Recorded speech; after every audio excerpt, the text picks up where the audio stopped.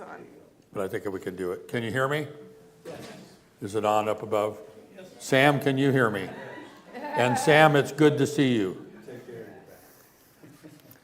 And that does it. This seems like our second home over here. We really like coming over here. Let's bow our heads. Our Father in heaven, be with us as we look at the story here of the raising of Lazarus. And as we look to you, help us to see you a little bit better for being here as we see your love and compassion for us. In Jesus' name, amen. I've been doing a series on who is Jesus. Who is Jesus? And it makes a big difference because depending on who we find out who Jesus is, it makes us have to make a decision on what we're going to do with that. Are we going to worship him as our God?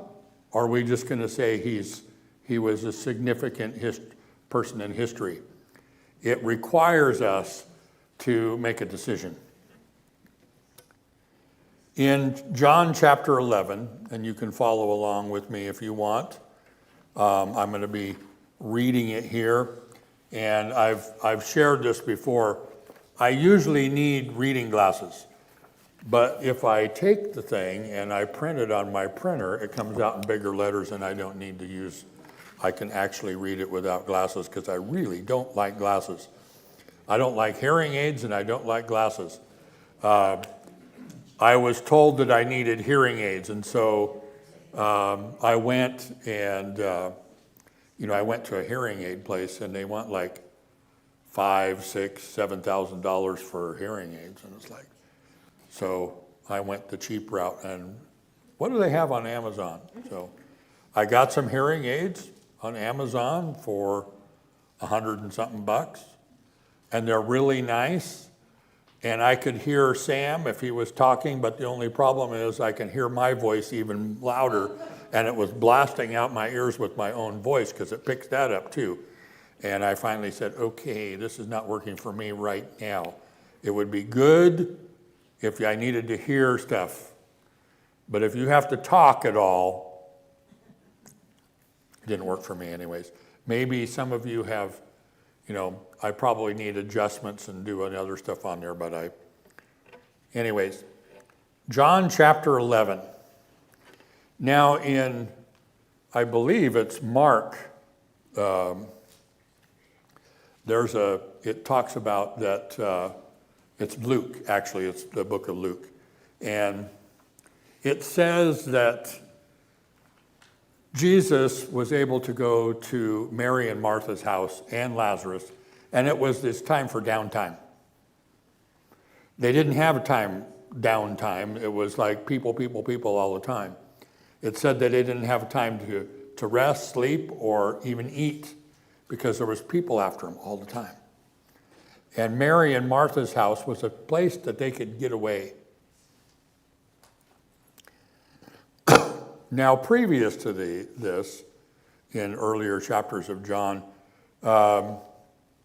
Jesus 2 times the people took up stones to stone him.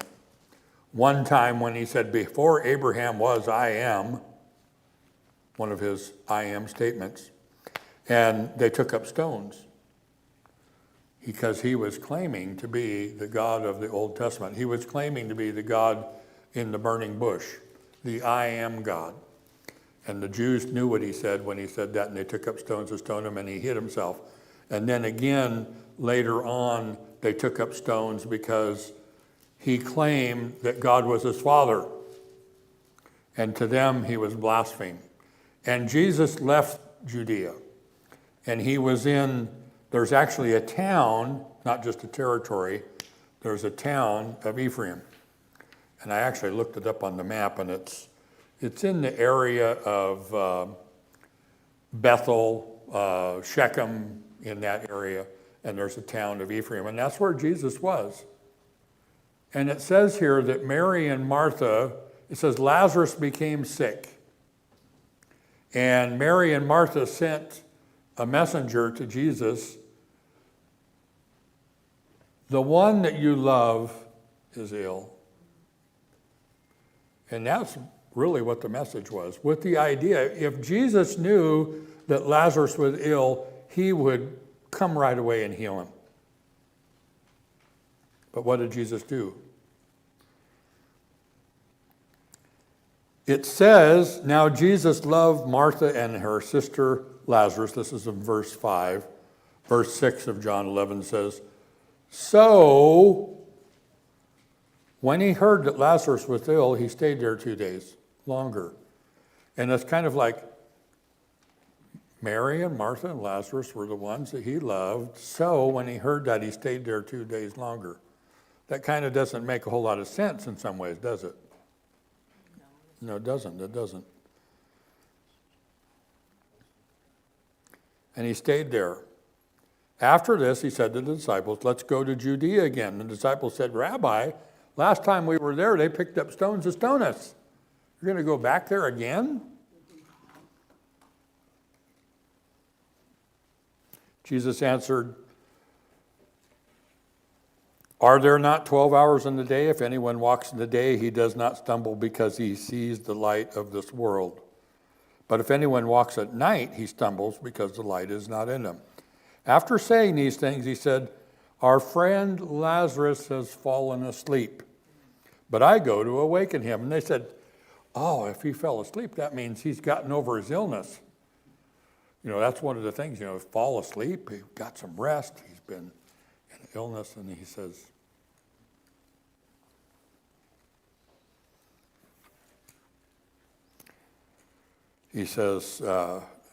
but Jesus had spoken of his death, but they thought he meant taking rest and sleep. And Jesus plainly told them, Lazarus has died.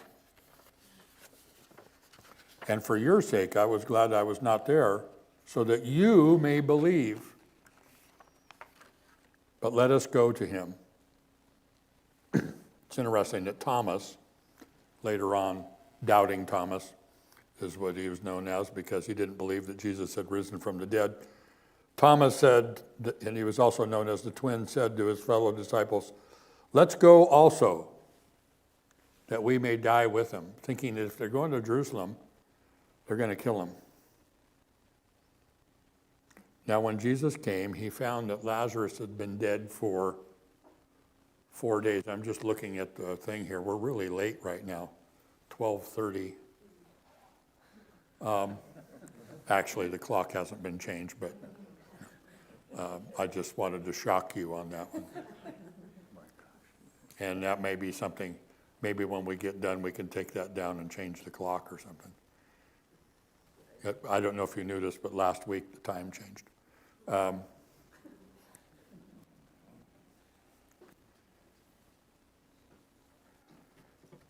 Now Jesus came, he found Lazarus had been dead in the tomb for 4 days. And that's significant.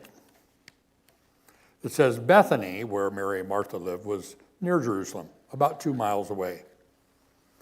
And many of the Jews had come to Martha and Mary to console them concerning their brother. So when Martha heard that Jesus was there, she went out to greet him. And it's interesting of what she said, because Mary, when she comes to see Jesus, says the exact same words. Lord, if you had been there, my brother wouldn't have died. But even now I know that whatever you ask from God, God will give you. Jesus said to her, your brother will rise again. And Martha said to him, I know that he will rise again in the resurrection on the last day. She had faith. She had faith. And Jesus said to her, and this is one of the I am statements, I am the resurrection and the life. Whoever believes in me, though he die, yet shall he live. And everyone who lives and believes in me shall never die. Do you believe this? And she said, yes, Lord. I believe that you are the Christ, the Son of God, who is coming into the world. Not very many people had made that announcement that they believed that Jesus was the Christ. When Jesus had said this, she went and called her sister Mary, saying, "The teacher is here and is calling for you." And when she heard it, Mary got up. Now there was a whole bunch of people at their house. They came to comfort Mary. Mary evidently and Martha were well known by people in Jerusalem. It wasn't just somebody that was a casual person. It said a bunch of people came to console her. When Mary got up to go see Jesus, they thought she was going to go weep at the tomb, so everybody went with her. And when she saw Jesus,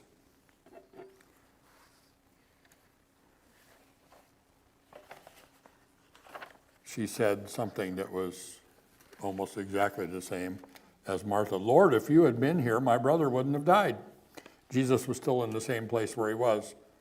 When Jesus saw her weeping, and the Jews who had come with her also troubled, he was deeply moved in his spirit and greatly troubled and said, "Where have you laid them?" And they said to him, "Lord, come and see." We have the shortest verse in the Bible. When I was in academy, each of us had to come and bring our favorite Bible text. And we did that for our first period class in academy. And I remember Kathy came and she said, "This is my favorite verse in the whole Bible." Jesus wept, and it's my favorite verse because it's the shortest verse in the Bible. Well, as I look at this verse, excuse me, I may have blown out your ears there for a minute. Maybe the shortest verse in the Bible, but it's probably one of the most powerful verses that there is. The creator of the universe was there, seeing all the people weeping, and he wept with them. What does that say about God? What does that say about our God? He feels our compassion. When we've got a tragedy that happened, in this case, Lazarus dying, he weeps with us. If we've got troubles and trials, he feels our pain and he knows what's going on and he weeps with us. Other places it says, when we have joy, he has joy with us. We have a God, the creator of the universe, that feels everything we're going through. And we can turn all of our cares over to him. The Jews that are around him said, "Boy, see how much he loved him. He's weeping. He's weeping over Lazarus." Now, when Jesus wept, he wasn't weeping of his own thing, saying, "Oh, I'm so sorry that Lazarus died, and if I had been here," and he's weeping that way. No, he was feeling their pain. He knew he was going to be raising Lazarus in just a few minutes. So it wasn't a matter of, "I'm so sorry I wasn't here in time," or something, whatever else. It had to do feeling our pain. And he says, "Roll away the stone." Now, I don't know if you knew this, but it's a hot climate kind of in Palestine. I don't know, anybody realize that? It's not like in Norway or something. Think of it, being in Jerusalem in that area would be about the same as being in San Diego. Probably real similar in our climate and everything, but it can get a little warm in Southern California. Anybody been in Southern California when it was a little warm? What happens when things are warm and something dies? I know that over here in Quincy, there's these four-legged animals that run across the road at inopportune times. And at this time of the year, they're usually, the bucks are chasing the does, and that's what we're starting to have at our place. It seems like we have the hangout for the area deer to be in our property. And a lot of times we have counted 25 deer on our place. We only have 3 acres, but we get a lot of deer. And right now, we have a big buck that hangs out. He's a 5'5", and his name is Bucky, we named him. And he eats apples and stuff out of our hand. The other day, I opened up the door coming out of the kitchen, and Bucky's curled up, sleeping at our front door, and he has to get up, and if I had known, I wouldn't have opened up the door like I did. But anyways, he's there all the time, and they're chasing the deer. But what ends up happening? We hit a deer. 2 years ago, I hit a deer with a truck. A few months ago, I hit another deer with a truck. That deer, 2.5 years ago, when I hit it, is still there with its leg up against the fence where he went. And that's all you can see. You can't see the deer anymore, but you can see his leg sticking up in the air. What do they do after a few days in the summertime after they got hit? They stink. Is that a pleasant smell? After we had hit that deer, I went over there. I pulled my truck over there to see, and I had my window open. Oh, it stunk so bad. So Jesus says, roll away the stone. And Martha says, he's been dead 4 days. It's going to stink. And Jesus said, did I not tell you that if you believe, you would see the glory of God? So they took away the stone, and guess what happened? It stunk. It stunk. And sometimes it's not spelled out in the Bible that when they opened the tomb, it stunk. But we already, Martha's saying, he's been dead for 4 days, it's going to stink, and it did.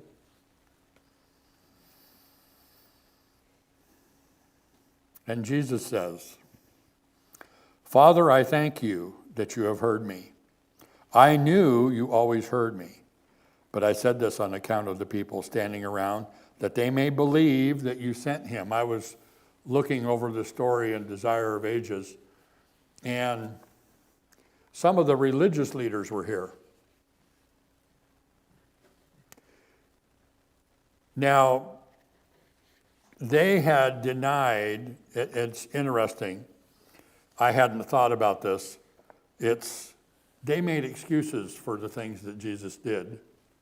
When Jairus' daughter died, and Jesus said, oh, she's not dead, she's sleeping. She died, but he's talking about death as a sleep. The Jews, I didn't realize that they had said this, but in Desire of Ages, in the chapter about Lazarus, talks about this. They said, but Jesus said she didn't die, so she really wasn't dead, and so when he raised her, he really didn't raise her because Jesus said she was sleeping. He just woke her up. And other instances, they said, oh, he didn't really do that. He didn't heal. Now we've got some of the Jewish leaders are here. They take the stone away. It stinks. It smells. Something died. Lazarus, been dead for 4 days in a warm climate. And Jesus is saying, I know you always hear me, but I said this on account of the people standing around that they may believe. Jesus was giving an opportunity for the Jews and the people that were there, but also for the religious leaders to have a change of heart on who he was. He was trying to let them know that he was the Messiah. And then when he had said these things, he cried out with a loud voice, Lazarus came out. And the man who died came out, his hands and feet bound with linen strips, his face wrapped with a cloth. And Jesus said to them, unbind him and let him go. Unbind him and let him go. Couple things, then the Desire of Ages, I hadn't thought about this one too. Jesus said, roll away the stone. Okay. Jesus could have said, had the angels roll away that stone, but he had people, the people there, be part of this. We don't always think about that. Roll away the stone. And then he had them unbind him. Now, when Jesus said, Lazarus, come forth, there was, not only did Lazarus come forth, but knowing how Jesus operates and how God operates, kind of like the stilling of the storm. When he said, peace be still, and the storm was gone, it didn't take 20 minutes for the wind to die. Evan, was the wind dying down? Or you think it might be a little bit, maybe the waves aren't quite as high? No, it was over. The storm was over. When Jesus raised Lazarus, the odor was gone. You think that might have had an impression on people too? Whoa, boy, that was, not only did he heal them, he healed them and took the smell away.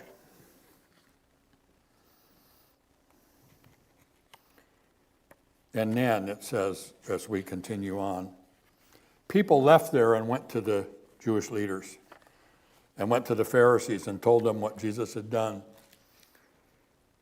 And the chief priests and the Pharisees gathered counsel and said, what are we to do? For this man performs many signs. And if we let him go like this, everyone will believe in him.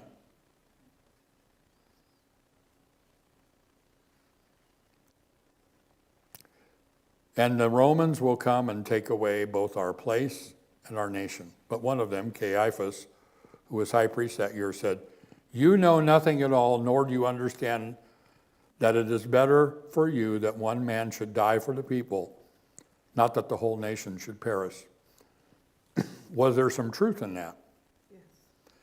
In some ways, that's what Jesus came here to do, is to die for us, isn't it? He came to die for us. That's why he came here. Take our sins upon himself and die for us. And so in some ways, Caiaphas is saying what Jesus would do, but they wanted to do away with Jesus. They didn't want this guy performing miracles. Somebody who didn't tell the Pharisees and the leaders how wonderful they were on keeping all the rules. He didn't, how would you put it? They wanted affirmation that their view of, we would say, of religious life was what they should be doing. What if Jesus said, oh yeah, you guys are doing wonderful things, and yes, they would have accepted him as the Messiah. But since Jesus didn't say that they were doing wonderful things,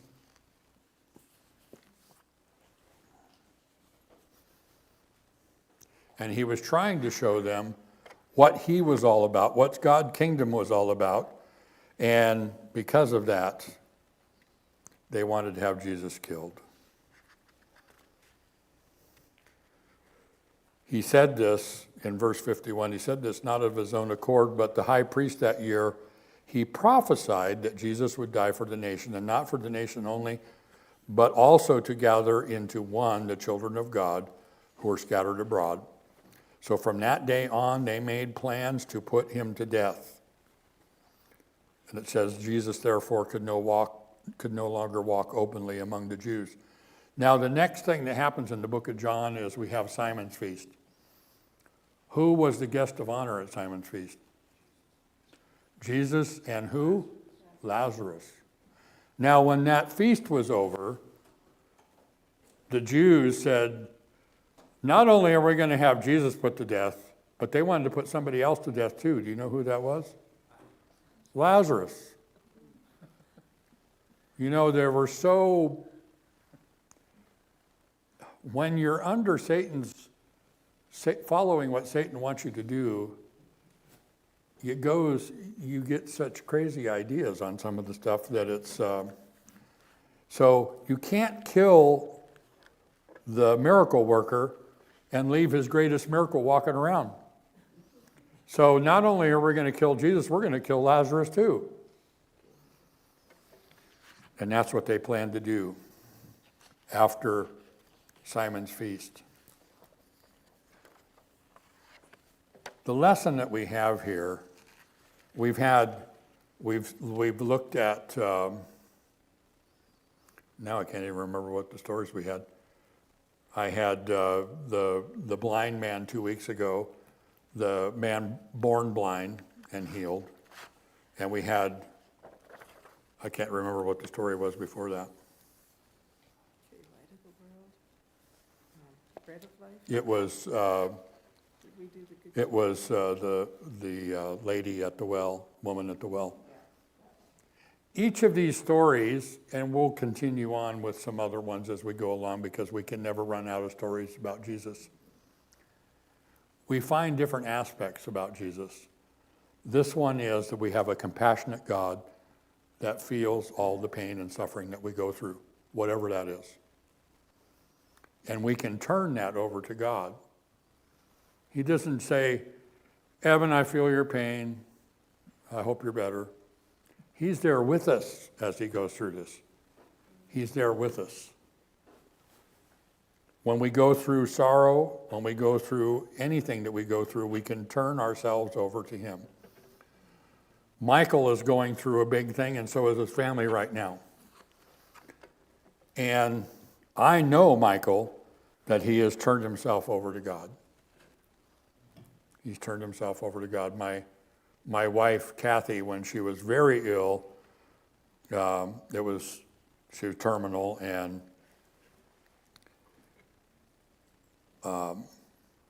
she says, I turned myself over to God. I'm okay with whatever he chooses to do with me. Now, because of Kathy passing away, it had an effect on some other people. And I believe in a direct response, Lynn's husband, Robert, gave his heart to God because of the story and the witness that Kathy had. We don't always know what's going on. I don't know what's going on from day to day. We don't always know, but I know one thing. I can trust God no matter what. Amen. I look at it, Shadrach, Meshach, and Abednego, that story has had a lot of impact on me. Our God is able to deliver us, but even if he chooses not to, we're still not going to bow down to the image. Are we at that point? Are we at that point? My God that I worship and I know is faithful. He can deliver me. He has that power, and I believe that. He can heal me of my tumors. But even if he chooses not to, and I know Michael would say this, I'm still going to trust him. I don't know what the plans are or what God is doing right now, but I know I can trust him no matter what. I know I can trust him no matter what. And he has promised, like Shadrach, Meshach, and Abednego, they were praying, I'm sure, we don't know the things, but they were praying before they went in, deliver us from the fiery furnace, help us not to be thrown in there. But they were thrown in there, and Jesus went through it with them. Mary and Martha had sorrow, and the creator of the universe went through the sorrow with them and wept with them. He raised Lazarus again. He has plans. Now, one of the things that we don't want to ever forget, Jesus spent a lot of time healing people on this earth. And he has healing in store for each one of us. That's a given. He has healing in store for each one of us. But it's not on our time frame.